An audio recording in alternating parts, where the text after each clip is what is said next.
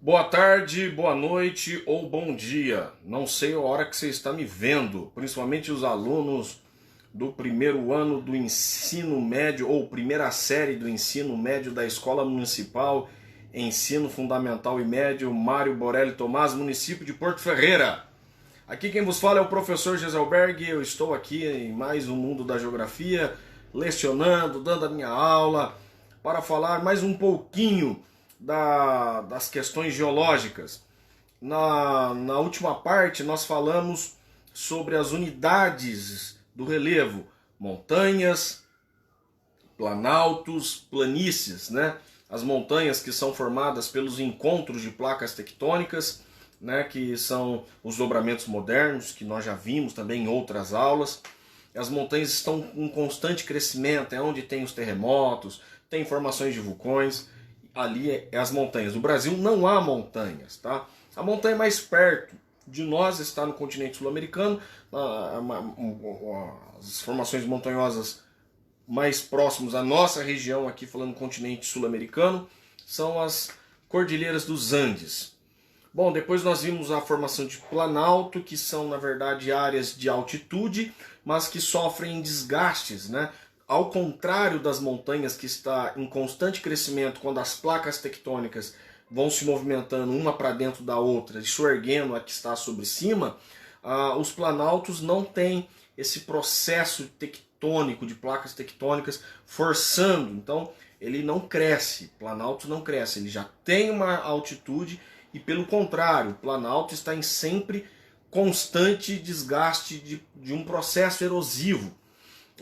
Depois nós falamos das depressões, e existem as depressões absolutas que estão abaixo do nível do mar, e as depressões, as características, e as depressões que não estão abaixo do nível do mar.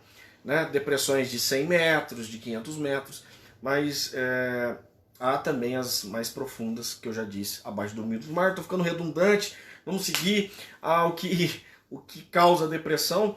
É justamente o processo de erosão, que há o rebaixamento desse relevo. Então há um rebaixamento desse relevo, mas não é planície. Então não vamos confundir com planície. Dentro de uma depressão há morros, sim. Dentro de uma depressão há unidades de relevo. Por exemplo, nós aqui, alunos de Porto Ferreira, eu sei que vai ter gente, pessoas que... Eu tenho colegas, pessoas de outros municípios que aparecem nas lives. Já quero deixar um abraço para eles aí. Mas nós aqui de Porto Ferreira, nós temos aqui na nossa região uma formação aqui de serra, aqui bem próximo a nós, aqui Santa Rita do Passa Quatro. Contudo, Porto Ferreira está numa região de depressão. Então, numa região de depressão, há sim morros, mas ela está rebaixada e ao seu entorno, né, que tem a depressão, normalmente ela é cercada pelo planalto. Então, ao entorno de uma depressão, as regiões de planalto. Então, uma área cercada, né, o que diferencia da planície. A planície, a depressão também recebe sedimentos, tá? Mas na planície, no processo de erosão e processo de sedimentação, a planície recebe maior sedimentação. Ela recebe constante sedimentação que vem das áreas de planalto. E aí é um relevo praticamente plano, com poucas irregularidades, né?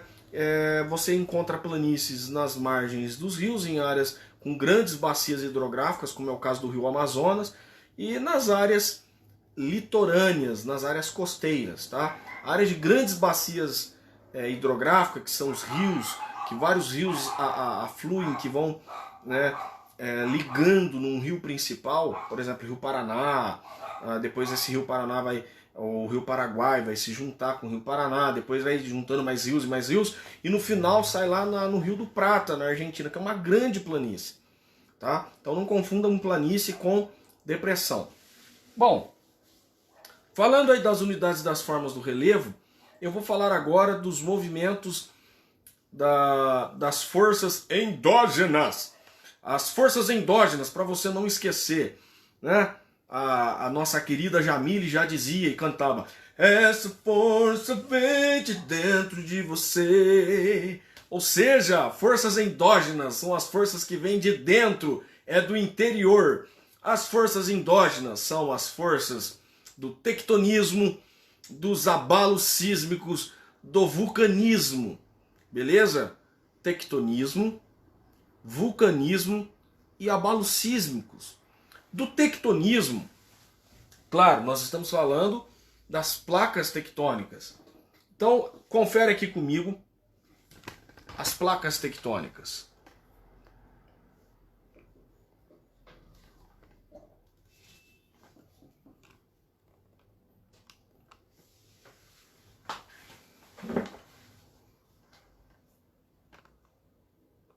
Vamos lá, ajeitando a lousa. Eita, volta, meu, volta aqui. Vamos lá, vamos ajeitar, vamos.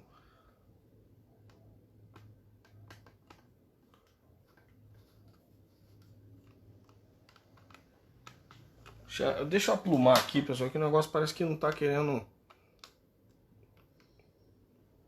Aí, vai ficar assim mesmo, vai. Bom, nós temos então dentro as forças endógenas, força interna, né?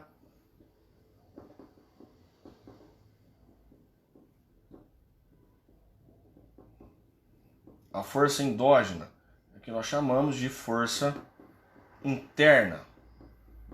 A força endógena, então, nós temos o tectonismo de placas.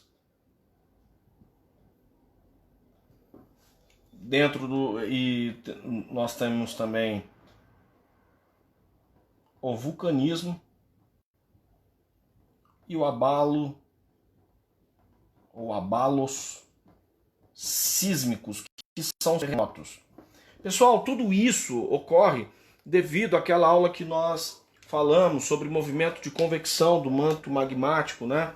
O magma superaquecido sobe, ele fica menos denso, ele fica mais agitado, as moléculas se agitam, sobe e no seu processo de ascensão acaba, claro, modelando, causando o abalo sísmico, o vulcanismo e também movimento de placas tectônicas. O magma se resfriando, ele fica denso, pesado e volta ao interior do centro da Terra. Então nós temos aí esse movimento de convecção que causa a força endógena e causa todo esses, vamos dizer assim, transtornos, esses fenômenos sobre a superfície terrestre. Tranquilo? Lembrando que o movimento do movimento de convecção do manto magmático, ele ocorre no manto magmático superior, também conhecido como aquela transição do manto magmático superior para a litosfera, que é a parte mais rochosa, que nós chamamos de astenosfera, tá? Astenosfera. Eu vou apagar aqui. Dentro do tectonismo, que são as placas tectônicas, lembrando que a crosta terrestre ela é dividida em placas graças a esse movimento de convecção do manto magmático, divide a Terra em placas, em grandes placas, e forma-se então as placas tectônicas, tá? A crosta terrestre dividida, forma-se então as placas tectônicas, e há vários tipos de placas tectônicas.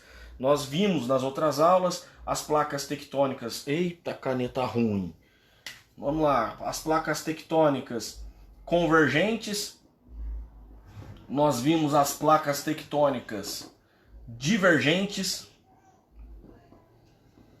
E nós vimos as placas tectônicas transformantes, aquela que só passa de lado, fica roçando uma do lado da outra. As transformantes. Tem vários nomes para esse tipo de placa transformante também. Então a convergente é aquela que choca, né? Que é uma que choca sobre a outra e forma as montanhas. As divergentes é a que forma normalmente as áreas de vulcões, é a expansão do assoalho do Oceano Atlântico, a separação de continentes. E as transformantes é aquela que só roça só, né? É aquela que fica, uma vai para um lado, outra vai para o outro. Pessoal, professor, isso aí chama rocha. Não é essa a rocha não, gente. Lá. É aquela que vai para um lado, vai para o outro, as placas ficam se roçando, né, gente? Essas são as transformantes, beleza? Isso nós temos lá na falha geológica de San Andreas, ou San Andreas, que são um tipo de placas transformantes, beleza? Bom, o movimento de placas tectônicas vai causar vulcanismo, vai causar abalo sísmico, e dentre esses movimentos, os geólogos colocaram, além desses movimentos de placas tectônicas, convergentes, divergentes, transformantes. É muita informação, né, gente? Por que a gente fala tudo isso? Poxa, porque uma hora ou outra cai no vestibular, uma hora ou outra cai lá e falou, o professor de geografia nunca falou isso pra mim. Não, eu não vou dormir, eu não vou ter esse peso na minha consciência. Ó, movimento orogenético, lá. Movimento de orogênese. Agora eu estou falando o que os movimentos internos refletem, causam no relevo. Então, quando eu falo de movimento de orogênese, o que eu vou falar aqui, citar aqui, você vai lembrar de outras coisas, porque eu já citei isso. Mas vale lembrar que esse movimento de orogênese é o que vai formar, vai modular o relevo. E aí vamos de novo falar. Falei, professor, de novo? E de novo. O movimento de orogênese, então, é aquele movimento convergente de placas tectônicas. É o movimento de placas tectônicas, né? O movimento convergente, e que é um movimento, então, horizontal, tá? As duas placas se encontram, se chocam e forma aqui a colisão das placas tectônicas é que formam as montanhas. Então, esse tipo de movimento de ascensão que forma grandes picos de montanha é o que nós chamamos de movimentos de orogênese ou movimentos orogenético, tá? Então, ouro, essa palavrinha ouro também, vira e volta é associada com montanhas, né? Lembra quando fala assim, chuva de orogênese, quando fala das massas de ar úmida que chega na costa do continente, trazendo a umidade do oceano, e aí as montanhas impedem a passagem da massa de ar quente e úmida para outra região, né? Nas costas fica uma região muito chuvosa, com uma vegetação bem concentrada, bem arbustiva, florestada, e do outro lado só chega o ar seco, formando ali uma região árida, tá? Então isso é o movimento de orogênese, quando há um encontro de placas tectônicas, né, e formam as montanhas, que também nós já chamamos isso de dobramentos modernos. Olha os nomes que nós já falamos associando tudo isso, esse mesmo esquema. Dobramentos modernos,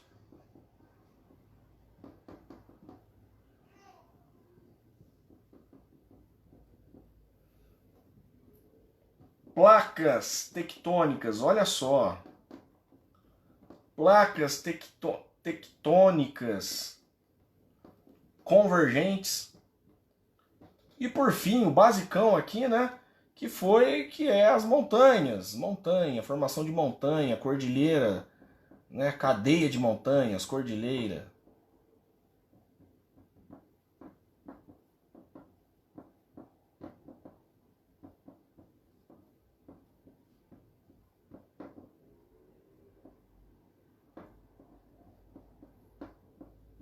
Tudo isso nós já falamos nas nossas aulas, só com esse esquema aqui de choque e encontro dessas duas placas tectônicas, que é um fenômeno que ocorre na América do Sul, a Cordilheira dos Andes. Na Ásia nós temos a Cordilheira do Himalaia. Na Nova Zelândia, esse mesmo tipo de encontro de placas tectônicas é o que eles chamam de Alpes neozelandeses, a Cordilheira dos Alpes neozelandeses. Esse mesmo tipo de formação ocorre na Europa com os Alpes suíços, os Alpes italianos, né? E no... É isso. Não acho que eu vou falar mais do que devia. Então são esses aí, movimento de orogênese, quando o relevo ele se ergue, falando agora de relevo, o relevo, a causa do soerguimento, da formação desse relevo é por causa das placas tectônicas convergentes, eu coloquei conventes, misericórdia, convergentes, né? As placas tectônicas convergentes, que causam dobramentos modernos, formam-se as montanhas e assim por diante. O nome, né, dessa formação de relevo nós atribuímos de movimento de orogênese. Aí, se temos o movimento de orogênese, há o movimento de epirogênese, que também é causado por tectonismo. Movimento de epirogênese.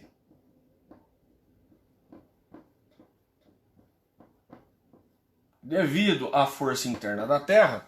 Nesse caso aqui, pessoal, imagina, é um movimento muito lento, mas lento. Até mesmo os geólogos dizem que dentro da escala da geologia ele já é lento. Dentro da escala da geologia que fala de milhões de anos, de bilhões, ele já é lento dentro da própria escala da geologia. Então imagina como o negócio é lento. Então, imagina que tá lá o relevo sossegadinho, tá lá a crosta, tá? Vou colocar só o relevo aqui, tá? Senão vai... E aí eu expliquei isso na última aula, mas eu não atribuí o nome. E aí nós temos uma ascensão, o que eles chamam de pluma, e aí nós temos uma ascensão de uma lava vulcânica, né?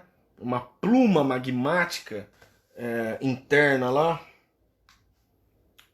na crosta, e isso nunca se rompe, até que isso venha a se arrefecer e acontece então um soerguimento bem leve.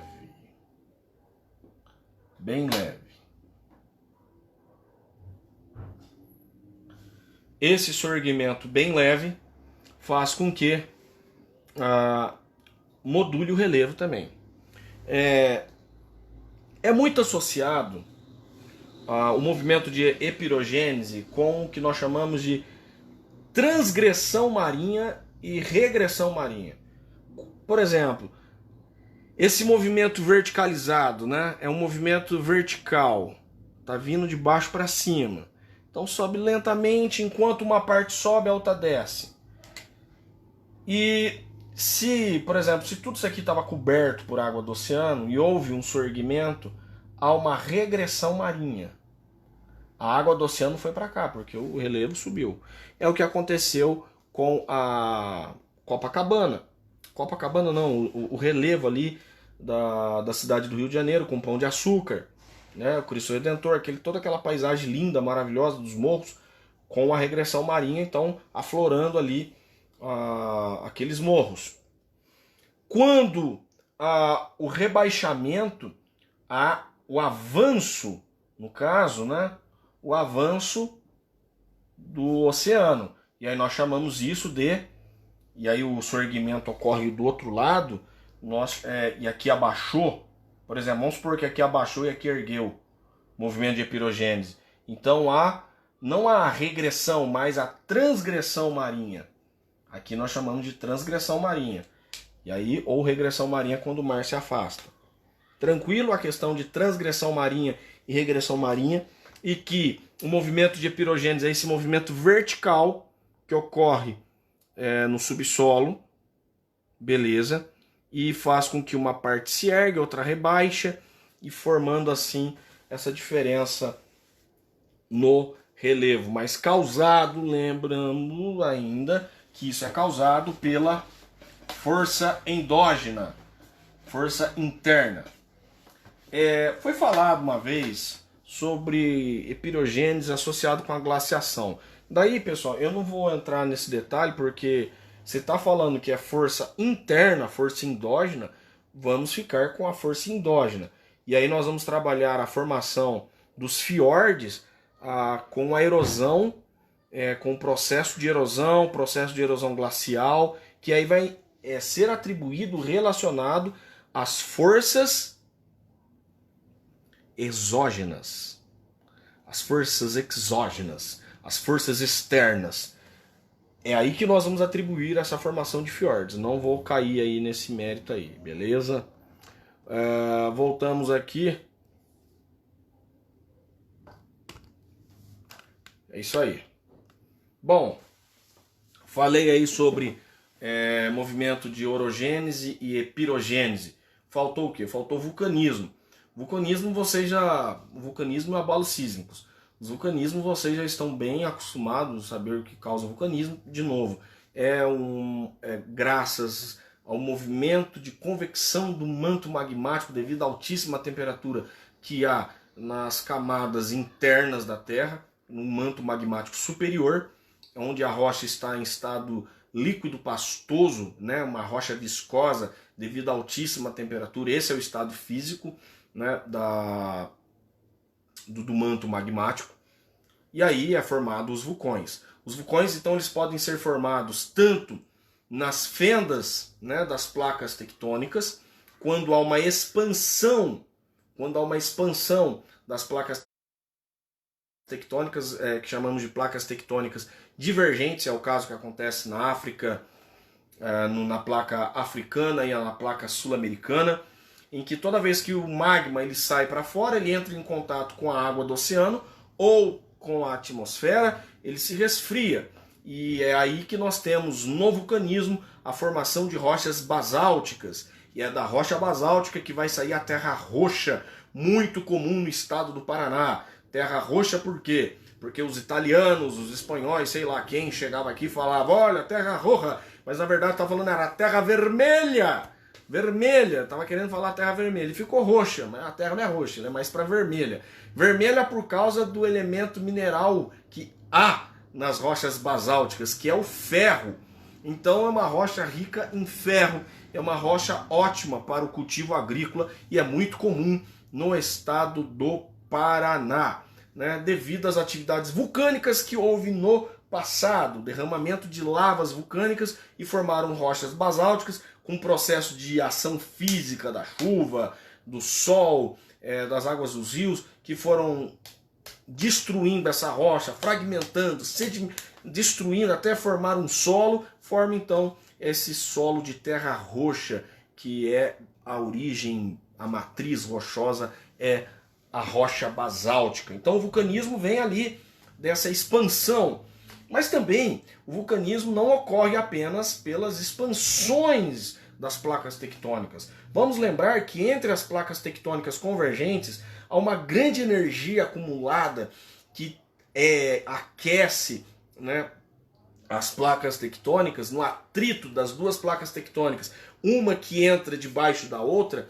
O atrito, a energia gasta é tão grande que superaquece essa estrutura rochosa, que ele funde todo esse material rochoso, formando ali um material viscoso, lembrando muito a lava vulcânica, o magma, e aí ocorre o extravasamento desses vulcões, no caso na área de placa tectônica convergente. Vamos desenhar, né? Eu vou desenhar para não ficar só para não ficar Vamos lá, a gente desenha de novo. Então aqui eu estava falando disso, ó.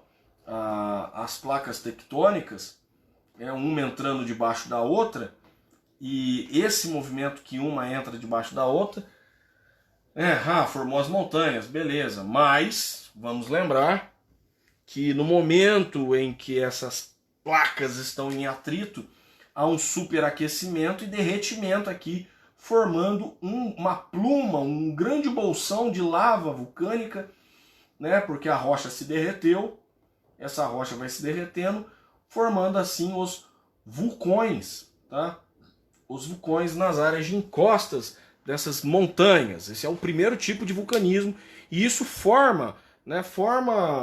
Ajuda a formação do relevo e também forma rochas, forma solo. Já falei, o magma que entra em contato com a água oceânica ou com a atmosfera forma um tipo de rocha basáltica. Beleza? Aí a gente está acostumado também com aquele tipo de vulcão, né, que é o vulcão sempre incônico, mas há várias formas dos vulcões. Há vulcões que são fendas, literalmente apenas uma fenda na rocha, e há derramamento de lava vulcânica de forma bem serena e tranquila.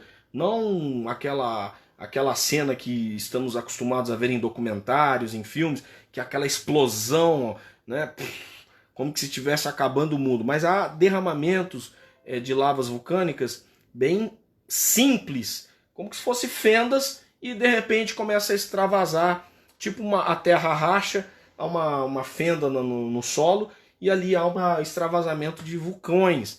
Há também caldeiras que ocorrem na África. Na África nós temos uma caldeira que não é um topo de montanha, não é nada, e lá dentro tem simplesmente nada mais, nada menos, pessoal, que lavas, né? E não é topo de montanha, não é nada, o negócio tá fervendo lá. Eu falei, eita lá, eu achando que vulcão só dava em topo de montanha, de morro. Não, tem vulcões assim também. Que nem eu falei das fendas, né? Você tem um solo lá, tá o solo lá bonitão, aí do nada vem uma fenda aqui, uma rachadura, e começa a vazar. Lava, meu, do nada, assim. E isso pode acontecer também. Vale lembrar que uma das maiores plumas vulcânicas que existe no mundo está nos Estados Unidos, no parque do Yellowstone, que não é nada parecido com um pico de uma montanha, com aquele vulcão clássico que nós estamos acostumados. E lá tem uma grande reserva de lava vulcânica que pode explodir a qualquer momento, entendeu? A qualquer momento. Então só vou desenhar aqui a expansão do assoalho do Oceano Atlântico, que ocorre entre a África e a América do Sul, né? E lembrando como que... Só relembrando, tá, pessoal? E aqui a ascensão do manto magmático, que faz com que toda vez que esse magma ele entra em contato com o oceano, forma uma nova formação rochosa, formando-se as cadeias, que nós chamamos de mesodorsal do Oceano Atlântico. Mesodorsal do Oceano Atlântico, esse também é um outro tipo que forma o relevo. Então, ok aí, questão de vulcanismo. Bom, abalos sísmicos é causado tanto por vulcanismo, quanto os movimentos de encontros de placas tectônicas. Então nós temos vulcanismo, nós temos abalos sísmicos, que são os terremotos, tanto em áreas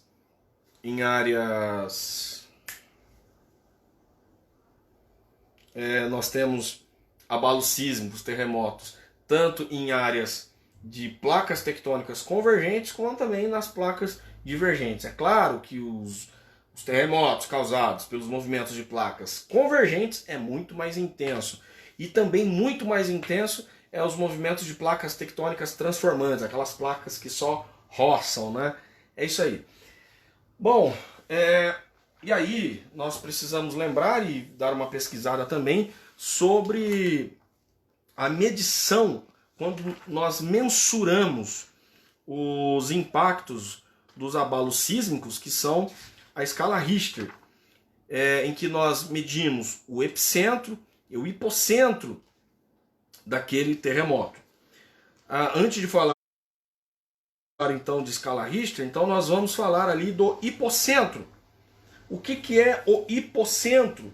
O hipocentro é onde ocorreu o foco, é onde ocorreu a falha geológica, o encontro das placas tectônicas, onde houve esse estresse geológico, né?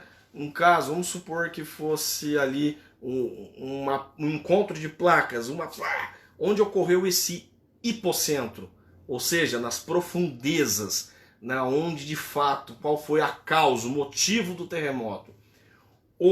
Então, se nós temos o hipocentro, é questão geológica. Então, o hipocentro, pessoal, vamos colocar aqui, ó.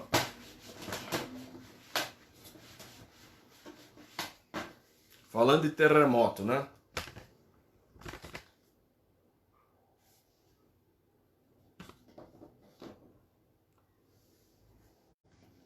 Então, vai com a roxa de novo.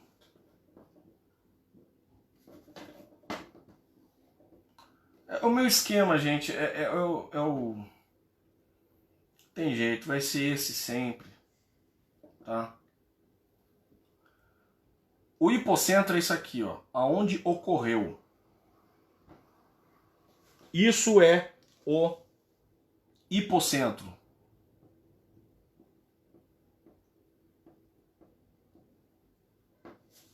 Hipocentro, tranquilo? O epicentro já é a parte a parte da superfície que mais sofreu com esse terremoto. Eu vou fazer uma cor diferente aqui para ficar claro aqui, tá? Então imagina aqui esse relevo aqui, as montanhas, né, tal, as montanhas aqui.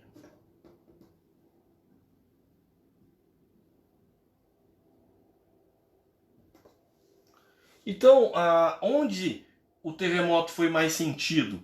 Então aqui eu vou marcar onde foi o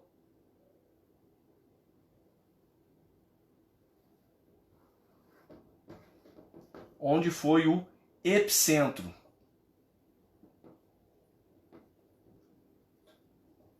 Então, hipocentro é onde foi gerado o terremoto.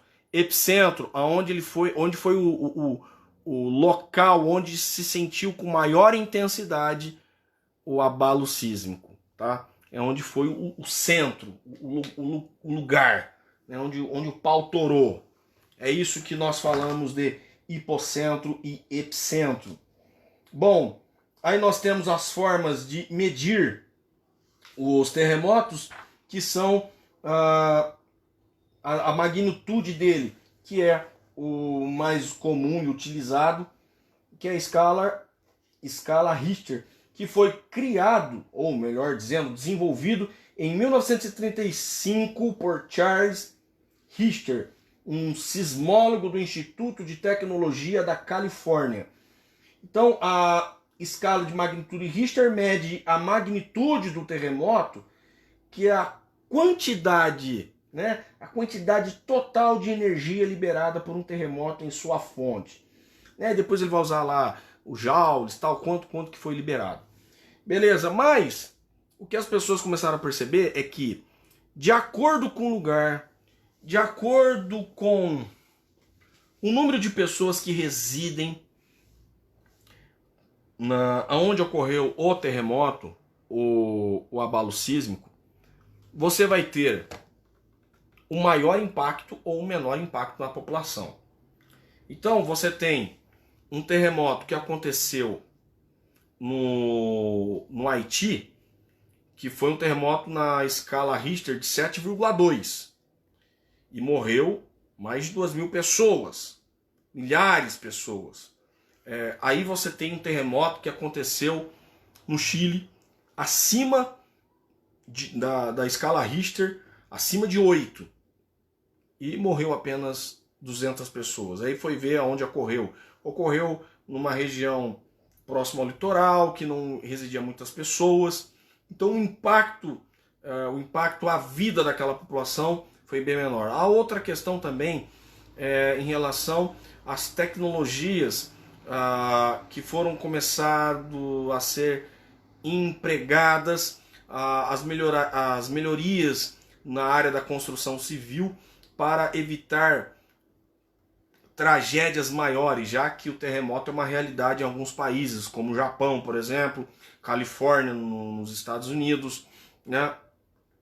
Em algumas regiões do mundo, em alguns países, em algumas partes do planeta, o terremoto é algo comum, faz parte da realidade. Então, os engenheiros criaram sistemas para que amenizasse o impacto na vida da população, o impacto que o terremoto causa na população, diminuindo o número de mortes e diminuindo o número da destruição, porque o terremoto sim causa uma transformação no relevo, causa destruição de rochas, causa fendas, formação de fendas, né?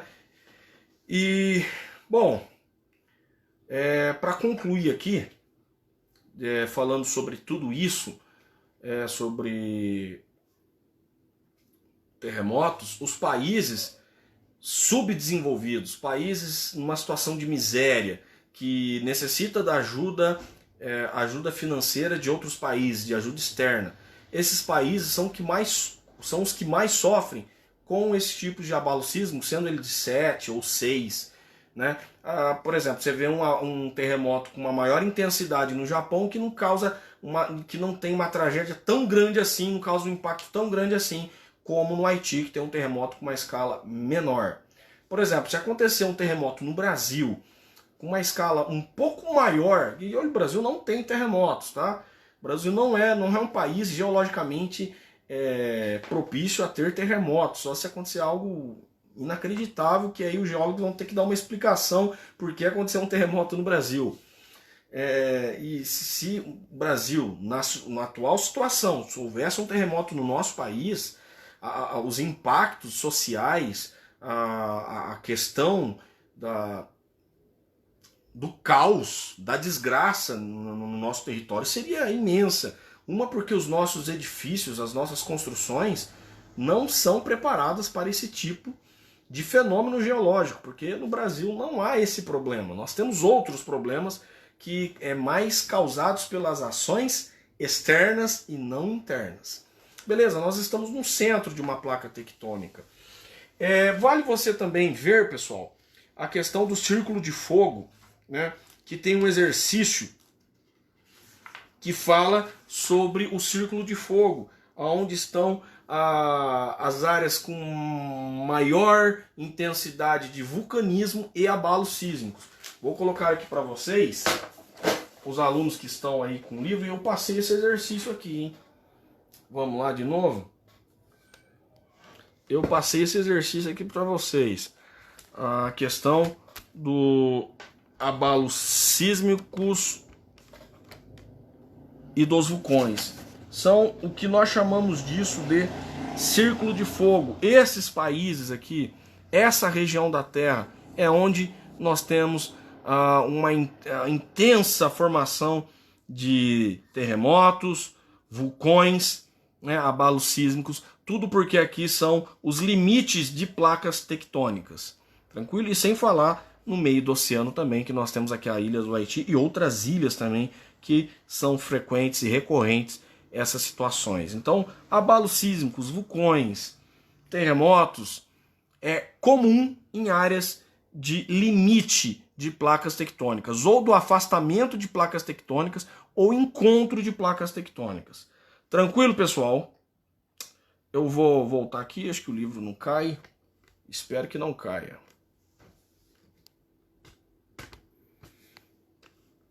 E é claro que, além de mensurar a intensidade, a energia que foi gasta nos terremotos, né, é importante nós vermos o impacto que isso teve na vida das pessoas. Um terremoto em um país desenvolvido, rico como o Japão, que tem alta tecnologia, que é autônomo, né, produz as suas próprias tecnologias, tem um peso diferente em um país subdesenvolvido, pobre, que é dependente de tecnologia externa, é dependente de ajuda financeira externa de outros países como o Haiti. Um forte abraço, fiquem com Deus, espero que vocês aprenderam aí o que é movimento orogênese, o que é epirogênese, e também relembrando aí vagamente o vulcanismo, tipo de vulcanismo e abalos sísmicos. Lembrando que o tsunami está tudo ligado com isso, só que é um movimento que ocorre submerso das águas oceânicas. E o encontro de placas tectônicas, o surgimento de uma placa tectônica no fundo do oceano, faz com que o nível do mar se eleve, causando grandes ondas como tsunami, que afetou também o Haiti, que afetou o Japão, que afetou ilhas também no sul da Ásia, como a Filipinas, Malásia, Indonésia e os demais outros países, ilhas e territórios no sul da Ásia. Forte abraço, fiquem com Deus, até a próxima.